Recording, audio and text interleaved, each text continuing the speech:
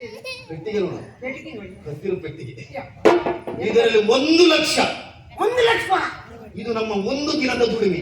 ಒಂದು ದಿನ ದುಡಿಮೆ. ಹೌದು. ನಿಮ್ಗೆಂತ ಉದ್ಯೋಗ ಅಂತ ಇದು ಬಿಟ್ಟು ಬೇರೆ ಅಂತ ಇರ್ತೇನೆ. ನಮ್ಮ ವ್ಯವಹಾರಗಳ ಬಗ್ಗೆ ಪ್ರಶ್ನೆ ಮಾಡ್ಲಿಕ್ಕೆ ನಮ್ಮದೆಲ್ಲ ದೊಡ್ಡ ದೊಡ್ಡ ವ್ಯವಹಾರಗಳು.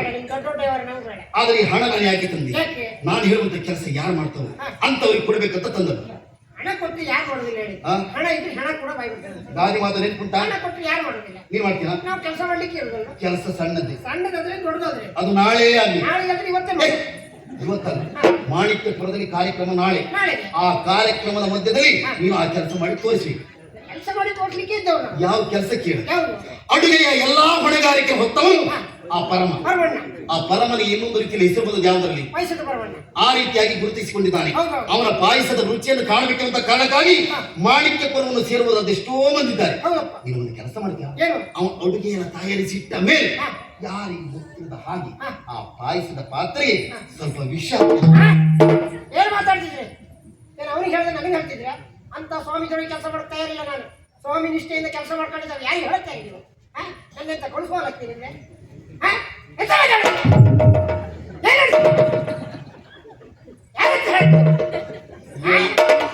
ಎಲ್ಲ ಚೌಕು ಮಕ್ಕಿ ಸಿಂಗಲಿ ಕಳಿಸ್ತಿ ಹೀಗೆ ಮಾತಾಡ್ತೀನಿ.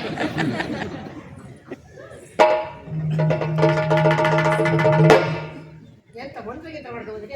1,00,000. 1,00,000 ನನ್ನ ಜೀವನ ನೋಡಲಿ ತಗೊಂಡು ಹೋಗ್ಬಿಟ್ಟು ಬರ್ತಲ್ಲ. 1,00,000 ನೋಡಿದಿಲ್ಲ.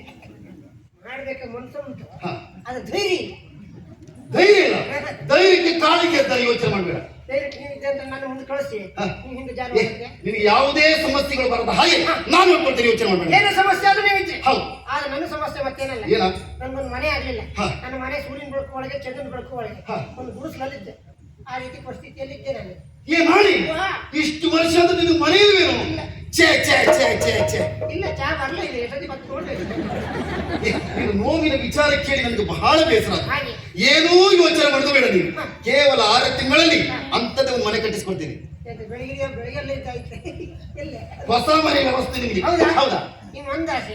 ನನಗೊಂದು ಇದ್ರಲ್ಲಿ ಹೋಗ್ಬೇಕಂತ ತುಂಬಾ ಆಸೆ. ಎಷ್ಟೋದಿಲ್ಲ. ಇದ್ರಲ್ಲಿ ಬೇಡ. ಅಯ್ಯೋ, ಅದು ಬಿದ್ದರೆ ಕಷ್ಟ ಆಗ್ಬೇಡ. ನೀನು ಭಾರಿ ಬುದ್ಧಿವಂತ.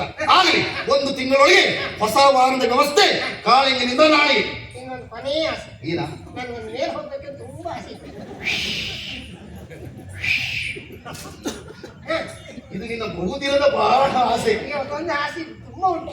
ಯಾರಕ್ಕೆ ಹೇಳಿದ್ರು 10 ವರ್ಷದೊಳಗೆ ಆಗ್ತದೆ. ನಾಳೆ ಈ ಕಾಳಿಂಗನ ಒಡನಾಟ ಮಾಡಿದ ಮೇಲೆ ನಿಮ್ಮನ್ನೆಲ್ಲ ಮೇಲೆ ಕಳಿಸ್ತೇ ಇರ್ತೇನೆ ನಾನು. ಗೊತ್ತಿಲ್ಲ, ನೀವು ಮೇಲೆ ಕಳಿಸಿದ್ರೆ ಒಟ್ಟಿಗೆ ಹೋಗಿ ಅಂದ್ರೆ ವಿಮಾನ ಸಂಚಾರದಲ್ಲಿ ಹೋಗ್ಬೇಕಂತ ಆಸೆ. ಕಷ್ಟ ಸುಖ ಮಾತಾಡೋದ್ರಲ್ಲಿ ಬೇಕಲ್ಲ.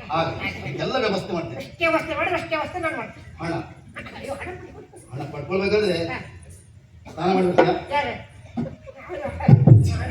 ಜಾಗೃತಿ. ಎಲ್ಲ ವ್ಯವಸ್ಥೆ ಮಾಡ್ತೀನಿ. ನಾಳೆಯಿಂದ ನಾನು ದೊಡ್ಡ ಜನ ಆಗ್ಬೇಕಂತ ಆದ್ರೆ ಈ ಕೆಲಸ ಯಾರಿಗೆ ತಿಳಿದಾಗ ಮಾಡಿ ನೋಡ್ತೇವೆ. ಯಾರು ತಿಳಿದಾಗ ಮಾಡ್ತೇವೆ ನೋಡ್ತಾ